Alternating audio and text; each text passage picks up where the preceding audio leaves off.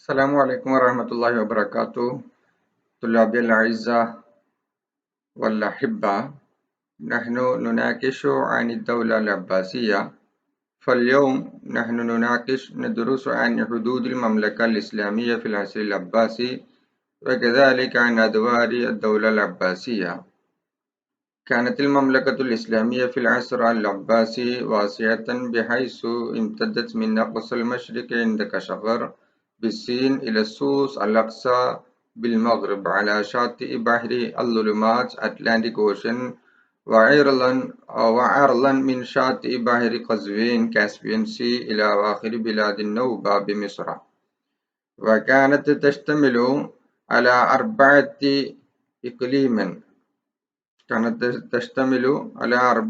إقليم 6 منها عربية و8 عجمية، والعربية منها جزيرة العرب والعراق والجزيرة والشام ومصر والمغرب، والعجمية هي المشرق والديلم والرحاب والجبال وخوزستان وفارس وكرمان والسند.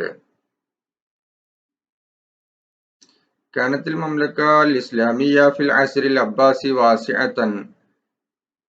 അബ്ബാസി കാലഘട്ടത്തിൽ ഇസ്ലാമിക സാമ്രാജ്യം അത് വളരെ വ്യാപകമായിട്ട് വളരെ വിശാലമായ ഒന്നായിരുന്നു.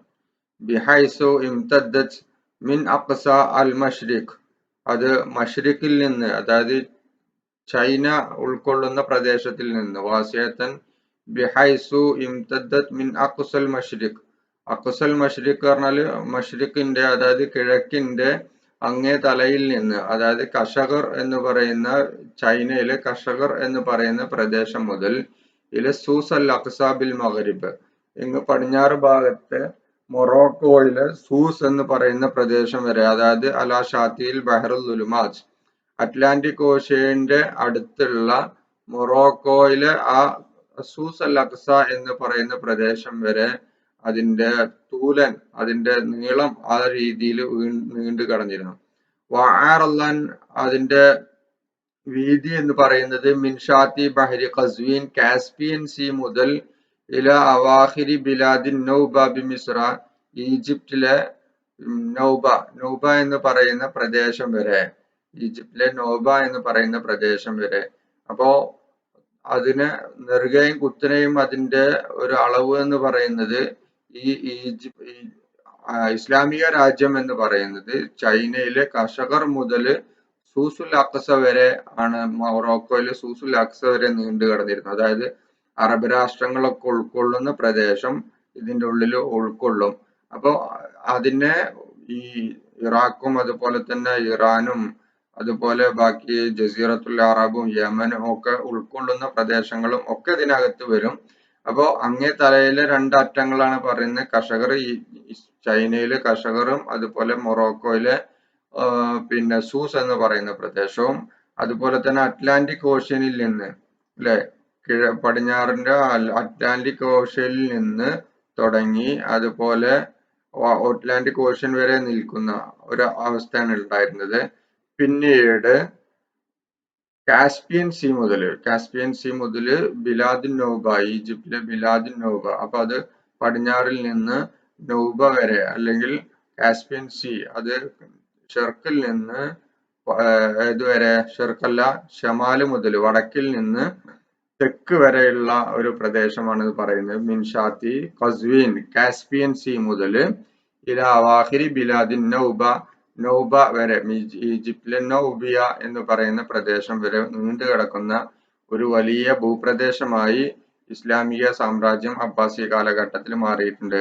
വക്കാനത്ത് തഷ്തമിലു അല 14 ഇഖ്ലീമൻ, അതിന് 14 ഭൂപ്രദേശങ്ങളാണ് ഉണ്ടായിരുന്നത്, അല്ലെങ്കിൽ 14 സ്റ്റേറ്റുകളാണ് അതിനുണ്ടായിരുന്നത്.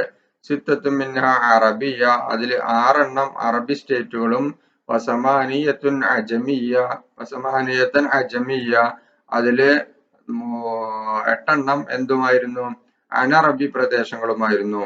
വൽ അറബിയത്തു മിൻഹ, ഈ 14 പ്രദേശങ്ങളിലെ 6 എന്ന് പറയുന്ന അറബ് ഭൂപ്രദേശം, ഒന്ന് ജസീറത്തുൽ അറബാണ്, സൗദിയും അതുപോലെ ബഹ്റൈനും കുവൈത്തും അല്ലെ, ഒമാനും യമനും ഒക്കെ ഉൾക്കൊള്ളുന്ന പ്രദേശമാണ് ജസീറത്തുൽ അറബ്, നമുക്കറിയാം.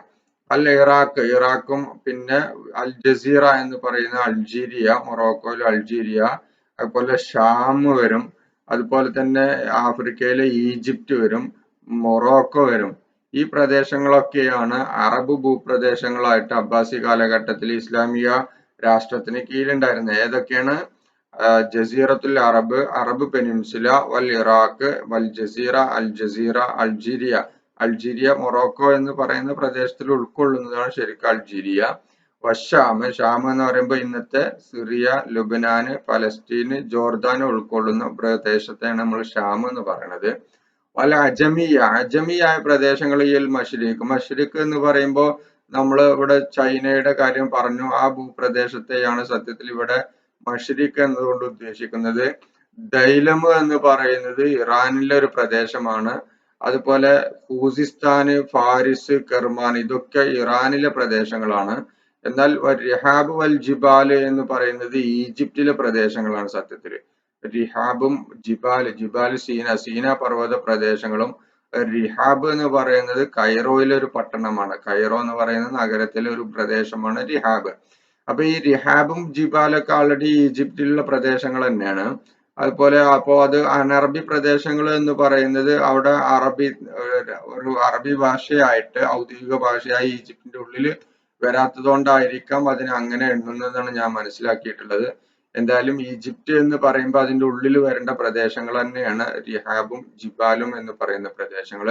പിന്നെ ദൈലം, ഖൂസിസ്ഥാൻ എന്ന് പറയുന്നത് പേർഷ്യ എന്ന് പറയുന്ന പ്രദേശം. ശരിക്കും പേർഷ്യ എന്ന് പറയുന്നത് ഏത് ഭാഗമാണ്? ഇറാനാണ്. അതുപോലെ ഇറാഖിന്റെ ഭാഗവും പേർഷ്യയിൽ വരും. പക്ഷെ ഇവിടെ പേർഷ്യ എന്ന് വേറെടുത്ത് പറഞ്ഞിട്ടുള്ളത് ശരിക്കും അത് ഇറാനെ ബേസ് ചെയ്തിട്ടാണ്. അപ്പൊ ഇറാന്റെ പറയുമ്പോൾ ഇറാന്റെ ഉള്ളിലുള്ള പ്രദേശങ്ങളാണ് ദൈലം, ഖൂസിസ്ഥാൻ, കെർമാൻ എന്ന് പറയുന്ന പ്രദേശങ്ങളൊക്കെ. പിന്നെ സിന്ധ് നമുക്കറിയാം ഇന്ത്യ പാകിസ്ഥാനിൽ ഉണ്ടായിരുന്ന പ്രദേശമാണ്. ഇന്ത്യയും പാകിസ്ഥാനും വിഭജിക്കപ്പെടുന്നതിന് മുമ്പ് ഇന്ത്യ എന്ന് പറയുന്ന രാജ്യത്ത് ഉണ്ടായിരുന്നതാണ് സിന്ധ്. ഇന്ന് അത് പാകിസ്ഥാന്റെ ഭാഗമായിട്ടുള്ളതാണ്. അപ്പൊ ഇത്രയും പ്രദേശങ്ങളൊക്കെ അബ്ബാസി ഭരണകൂടത്തിന്റെ ഭരണത്തിന് കീഴിൽ വരുന്ന 14 സ്റ്റേറ്റുകളായിരുന്നു എന്നർത്ഥം. അദ്വാറുൽ ഖിലാഫത്തുൽ അബ്ബാസിയ, അബ്ബാസി ഭരണകൂടത്തിന്റെ ഘട്ടങ്ങളാണ് അടുത്തതായിട്ട് പഠിക്കാനുള്ളത്. അൽ അസ്റുൽ അബ്ബാസി ഇൻഖസമ ഇലാ അർബഅത്തി അദ്വാരിൻ ഹസ്ബ ഖുസൂസിയാത്തി കുല്ലി ദൗരിൻ وطالت الخلافة العباسية من سنة 132 هجرة إلى سنة 656 هجرة حيث سقطت الخلافة العباسية بيد هولاكو خان. അൽ അസ്റുൽ അബ്ബാസി, അബ്ബാസി കാലഘട്ടം ഇൻഖസമയിലെ അർബഅത്തി അദ്വാരിൻ 4 ഘട്ടമാണ്. ഹസ്ബ ഖുസൂസിയത്തി കുല്ലി ദൗരിൻ ഓരോ ഘട്ടത്തിന്റെയും പ്രത്യേകതകൾക്കനുസരിച്ച്. വതാലത്തിൽ ഖിലാഫത്തുൽ അബ്ബാസി, അബ്ബാസി ഖിലാഫത്ത് നീണ്ടു കിടക്കുന്നത് മിൻ സന 132 ഹിജ്റ, ഹിജ്റ 132 മുതൽ ഇലാ സന 656 ഹിജ്റ 656 വരെയുള്ള ഒരു കാലഘട്ടത്തിലാണ് ഈ ഖിലാഫത്തുൽ അബ്ബാസി ഉണ്ടായിട്ടുള്ളത്. ഹൈസു സഖതത്, ഈ 656 ഹിജ്റയിൽ ഹൈസു സഖത്തത്തിൽ ഖിലാഫത്തുൽ അബ്ബാസിയ ബി യദി ഹൊലാക്കോ ഖാൻ, ഈ ഹൊലാക്കോ ഖാന്റെ താർത്താരികളുടെ പടയോട്ടത്തോടുകൂടി, അവരുടെ നേതാവാണ് ഹൊലാക്കോ ഖാൻ. ഈ ഹൊലാക്കോ ഖാന്റെ നേതൃത്വത്തിൽ അബ്ബാസി ഖിലാഫത്തിനെ തകർത്തതോടുകൂടിയാണ് ഇത് അവസാനിക്കുന്നത്. ഏകദേശം 750 വരെ നമ്മൾ എണ്ണാറുണ്ട്. 132 മുതൽ 750 വരെയുള്ള ഒരു കാലഘട്ടമായിട്ടും അബ്ബാസികളെ എണ്ണാറുണ്ട്. അപ്പൊ അവലൻ അൽ അസ്റുൽ അബ്ബാസി അൽ അവൽ, അസ്റുൽ അബ്ബാസി അൽ അവൽ എന്ന് പറയുന്നത് മിൻ ലുഹൂരി ദൗല അൽ അബ്ബാസിയ സന 132 ഹിജ്രി ഇലാ ഖിലാഫത്തി അൽ മുതവക്കിൽ സന 232 ഹിജ്രി. ഏകദേശം കറക്റ്റ് 100 വർഷമാണ് ഈ ഒരു കാലഘട്ടം. ഈ ഒരു കാലഘട്ടത്തിന് നമ്മൾ പൊതുവെ പിന്നെ മുഅ്തസിലിയാക്കളുടെ ഒരു നേതൃത്വത്തിന്റെ, അതായത് മഅ്മൂന്റെ ഒരു നേതൃത്വത്തിൽ ഉണ്ടായിരുന്ന ഒരു മുഅ്തസിലി നേതൃത്വത്തിന്റെ ഒരു കാലഘട്ടം, അല്ലെങ്കിൽ ഷിയാക്കളുടെ സ്വാധീനമുള്ള ഒരു കാലഘട്ടം എന്നാണ് ഇതിനെ പറയാറുള്ളത്. ഒന്നാം ഘട്ടത്തിന് ഷിയാക്കളുടെ ഒരു ആധിപത്യമുള്ള ഒരു കാലഘട്ടമാണ് ഒന്നാം കാലഘട്ടം. എന്നാൽ അസ്റുൽ അബ്ബാസി സാനി, രണ്ടാം ഘട്ടത്തിന്റെ പ്രത്യേകത മിൻ ഖിലാഫത്തിൽ മുതവക്കിൽ, മുതവക്കിലിന്റെ അധികാരം മുതൽ ഇലാ ഇസ്തിഖ്റാറി ദൗലത്തിൽ ബുവൈഹിയ, ബുവൈഹിഡ്സ് എന്ന് പറയുന്ന ഒരു അബ്ബാസികളെ തകർത്തുകൊണ്ട് ബുവൈഹിഡ്സ് എന്ന് പറയുന്ന പേർഷ്യയിൽ നിന്ന് തന്നെയുള്ള ഷിയ സ്വാധീനമുള്ള വേറൊരു ഗവൺമെന്റ് വരുന്നതാണ് 334. അപ്പൊ ഈ ഖിലാഫത്തുൽ മുത്തവക്കിലിന്റെ പ്രത്യേകത എന്ന് പറയുന്നത്, മുത്തവക്കിലിന്റെ കാലഘട്ടം എന്ന് പറയുന്നത് രണ്ടാം കാലഘട്ടം എന്ന് പറയുന്നത് തുർക്കികളുടെ സ്വാധീനത്താൽ വന്നിട്ടുള്ള ഒരു ഭരണകൂടമാണ് അവിടെ വന്നിട്ടുള്ളത്. അപ്പൊ തുർക്കികളെ സഹായത്തിന് ആര് വിളിച്ചിരുന്നു? മുത്തവക്കിൽ വിളിച്ചിരുന്നു. അപ്പൊ തുർക്കി സ്വാധീനത്താൽ ഉണ്ടായിരുന്നതിനാൽ ഇതൊരു സുന്നി ആധിപത്യം ഉണ്ടായിരുന്ന ഭരണകൂടം, ഷിയ സുന്നി ആധിപത്യങ്ങൾ മാറി മറിഞ്ഞിട്ടുള്ള ഒരു ഭരണ കാലഘട്ടം കൂടെ നമുക്ക് അബ്ബാസികളിൽ കാണാൻ പറ്റും. അപ്പൊ അസുറുൽ അബ്ബാസി സാനി മിൻ ഖിലാഫത്തിൽ മുത്തവക്കിലാണ്. മുത്തവക്കിൽ അധികാരം നിലനിർത്താൻ വേണ്ടി തുർക്കികളെ വിളിച്ചു. പക്ഷെ തുർക്കികൾ അബ്ബാസി ഖലീഫന്മാരെ അവരുടെ കളിപ്പാവകളാക്കി മാറ്റുകയാണ് ചെയ്യുന്നത്. പിന്നീടാണ് അബ്ബാസികളുടെ നേരിട്ടുള്ള ഭരണം എന്ന് പറയുന്നത് ഈ ഒന്നാം കാലഘട്ടത്തിൽ മാത്രം അവസാനിക്കുകയാണ്. പിന്നീടൊക്കെ ചെറു ഭരണങ്ങളായിട്ട് വരികയാണ്. അപ്പോൾ പുറന്നുള്ള വിദേശ ശക്തികളുടെ സ്വാധീനത്താലാണ് പിന്നീട് ഭരിക്കണതൊക്കെ. അപ്പൊ ഈ രണ്ടാം ഘട്ടത്തിന്റെ പ്രത്യേകത തുർക്കി സ്വാധീനം ഉണ്ടായിരുന്നു. പിന്നീട് അത് ദൗലത്തുൽ ബുവൈഹിയയിലേക്ക് വരികയാണ്. ദൗലത്തുൽ ബുവൈഹിയ എന്ന് പറയുന്നത് മൂന്നാം ഘട്ടമാണ്. അതും ഷിയാക്കളുടെ ഒരു സ്വാധീനമുള്ള ഒരു കാലഘട്ടമാണ്. അൽ അസുറുൽ അബ്ബാസിയ സാലിസ്. മൂന്നാം കാലഘട്ടം എന്ന് പറയുന്നത് മിനിസ്തിഖ്റാറി ദൗലത്തിൽ ബുവൈഹിയ, ബുവൈഹിഡ്സിന്റെ ഭരണം സ്ഥിരമായത് മുതൽ ഇലാ ഖിയാമി ദൗലത്തി സൽജൂക്കിയ, സൽജൂക്കി ഭരണം വരുന്നവരാണ്. സന 647 മീലാദിയാണ്. അപ്പോ ഇതും ഏകദേശം ഒരു 100 വർഷം നീണ്ടു നിന്നിട്ടുണ്ട്. 100 വർഷം നീണ്ടു നിന്ന് നമുക്കറിയാം. ബുവൈഹിഡ്സ് ഭരണമാണ് അവിടെ ഉണ്ടായിരുന്നത് മൂന്നാം ഘട്ടത്തിൽ. അതൊരു ഷിയ സ്വാധീനമുള്ള പേർഷ്യയിൽ നിന്ന് വന്നിട്ടുള്ള ബുവൈഹിഡ്സിന്റെ സ്വാധീനത്താൽ വന്നിട്ടുള്ള ഭരണകൂടമാണ്. ഈ ഭരണകൂടത്തെ തകർത്തുകൊണ്ട് തുർക്കികളിൽ നിന്ന് തന്നെ വന്നിട്ടുള്ള സെൽജൂക്കി ഭരണകൂടം അവര് 447 ബുവൈഹിഡ്സിനെ തകർത്തുകൊണ്ട് അബ്ബാസി ഖിലാഫത്തിന്റെ നേതൃത്വത്തിലേക്ക് സെൽജൂക്കികളുടെ ഭരണമാണ് വരുന്നത്. സെൽജൂക്കികൾ തുർക്കി ബേസിലുള്ള ആൾക്കാരായതുകൊണ്ട് ഇതും ഒരു സുന്നി ആധിപത്യത്തിന്റെ ഒരു ഭരണകൂടത്തിലേക്കായിട്ട് നാലാം ഘട്ടത്തെ കാണാം. വദാലിക ഫിൽ അൽ അസ്റുൽ അബ്ബാസി അൽ അർബ, അത് വഹദാലിക മിൻ ദുഖൂലി സലാജിക ഇലാ സുഖൂതിഹ ബി അയാദി തർത്താർ. അങ്ങനെ സെൽജൂക്കികളുടെ ഭരണം വന്നു. സെൽജൂക്കികൾ അവിടെ ഒരു ഏകദേശം 200 വർഷത്തോളം നീണ്ടു നിന്നു. അത് താർത്താരികളുടെ, തുർക്കിയുടെ ഭാഗത്തു നിന്ന് തന്നെ വന്നിട്ടുള്ള താർത്താരികളുടെ അധിനിവേശത്തോടു കൂടെയാണ് ഈ അബ്ബാസികളുടെ മൊത്തത്തിലുള്ള തകർച്ച സംഭവിക്കുന്നത്. ഈ താർത്താരികൾ വന്ന് പിന്നീട് അടിമ രാജവംശമൊക്കെയാണ് പിന്നീട് വന്നിട്ടുള്ളത് നമുക്കറിയാം. അപ്പൊ കുല്ലു ദൗരി മിനൽ അദ്വാരിൽ അർബഅ സാബിക തതമയ്യസു ബിമീസാതിഹാ വതതഖസ്സസു ബിഖസായിസിഹാ لأنها قسمت حسب قوة الخلفاء وضعفهم في الأزمنة المختلفة. كل دور من الأدوار الأربعة السابقة, മുൻ പറഞ്ഞിട്ടുള്ള ഇപ്പൊ ഈ കഴിഞ്ഞു പോയ ഈ 4 ഘട്ടങ്ങളിൽ ഓരോ ഘട്ടവും തതമയ്യസു ബിമീസാതിഹ, അതിൽ ഓരോന്നും അതിന്റെ പ്രത്യേകതകൾ കൊണ്ട് വളരെ സമ്പന്നമാണ്. വതഖസ്സസു ബിഖസായിസിഹ, ഓരോന്നിനും അതിന്റെ പ്രത്യേകതകൾ കൊണ്ട് പ്രത്യേകവുമാണ്. لأن هذه الأدوار الأربعة قسمت, അവ വിഭജിക്കപ്പെട്ടത് ഹസ്ബ ഖുവ്വത്തിൽ ഖുലഫാഇ അൽ അബ്ബാസിയൻ, അബ്ബാസികളുടെ ഭരണത്തിന്റെ, അബ്ബാസി ഭരണകൂടത്തിന്റെ അല്ലെങ്കിൽ അബ്ബാസി ഭരണകർത്താക്കളുടെ ശക്തിയെ ബേസ് ചെയ്തിട്ടാണ്. വളുഅഫിഹിം, അവരുടെ ബലഹീനതയെ ബേസ് ചെയ്തിട്ടുമാണ്. ഫിൽ അസ്മിനത്തിൽ മുഖ്തലഫ, വ്യത്യസ്ത കാലഘട്ടങ്ങളിൽ. അത് നമുക്കറിയാം. ഒന്നാം കാലഘട്ടത്തിൽ മാത്രമാണ് യഥാർത്ഥത്തിലുള്ള അബ്ബാസി കാലഘട്ടം എന്ന് പറയുന്നത്. പിന്നെ രണ്ടാം ഘട്ടത്തിലേക്ക് വരുമ്പോൾ മുത്തവക്കിലിന്റെ ഒരു കാലഘട്ടമാണ് വരുന്നത്. അവിടെ നേരിട്ടുള്ള ഭരണത്തിന്, അബ്ബാസികളുടെ നേരിട്ടുള്ള ഭരണത്തിന് ക്ഷയം സംഭവിച്ചിട്ടുണ്ട്. തുർക്കികളുടെ ഫാക്ടറാണ് അവിടെ കൂടുതലായി കാണുന്നത്. എന്നാൽ മൂന്നാം കാലഘട്ടം വരുമ്പോൾ തുർക്കികളുടെ ഫാക്ടർ നഷ്ടപ്പെട്ടുകൊണ്ട് പിന്നീട് പേർഷ്യക്കാരുടെ ബുവൈഹിഡ്സിന്റെ സ്വാധീനം നമുക്ക് കാണാൻ പറ്റും. അതും കഴിഞ്ഞ് പിന്നീട് തുർക്കിയിൽ നിന്ന് തന്നെ വരുന്ന സെൽജൂക്കികളുടെ സ്വാധീനം.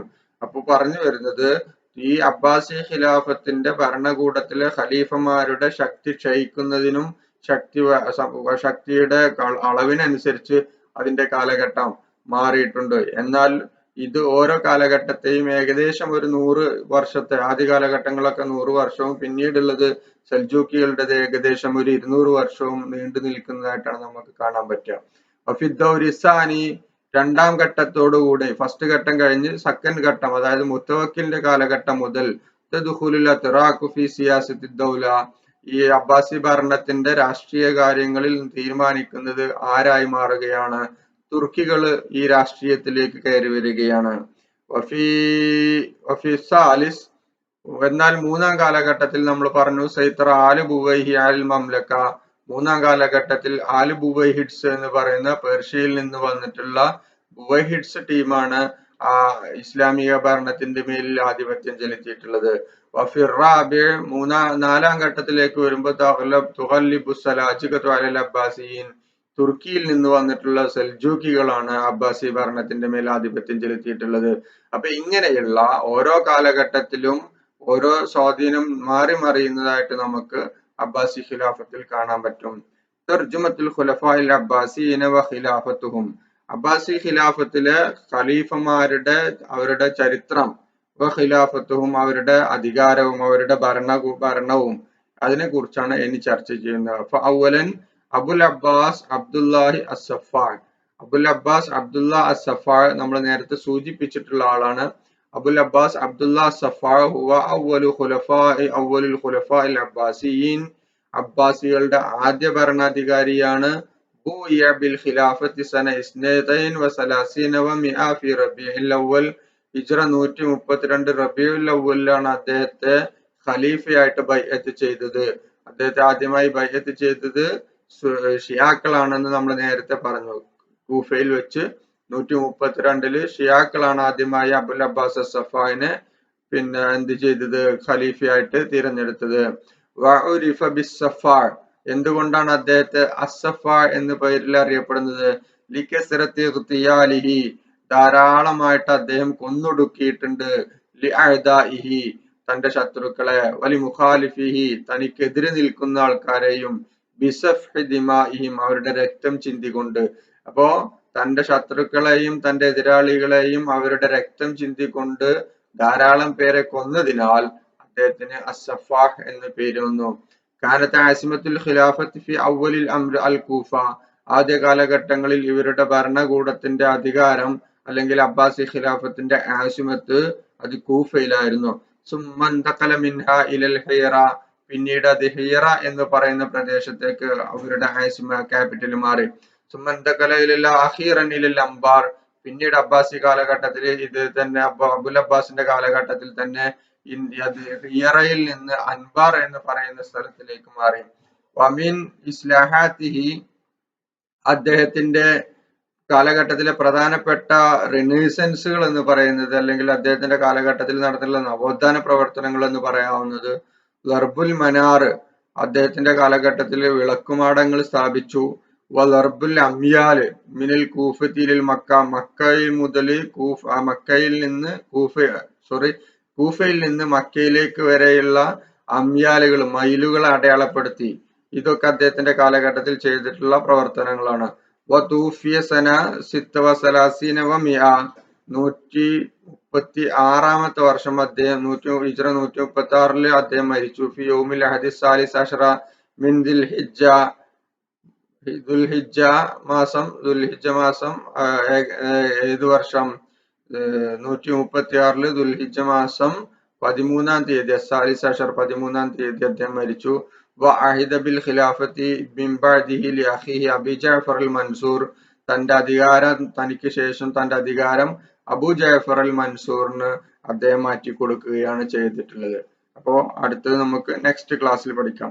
അബുൽ അബ്ബാസ് അസ്സഫാഹിനെ കുറിച്ച് ധാരാളം പഠിക്കാനുണ്ട്. ആ കാലഘട്ടത്തിലെ യുദ്ധങ്ങൾ നടന്നതും പിന്നീട് ഇദ്ദേഹത്തിന്റെ അധികാരത്തിലേക്ക് വരുന്ന കാര്യങ്ങളൊക്കെ അബുൽ അബ്ബാസ് അസ്സഫാഹിന്റെ കാലഘട്ടത്തിൽ നടന്നിട്ടുള്ളതാണ്.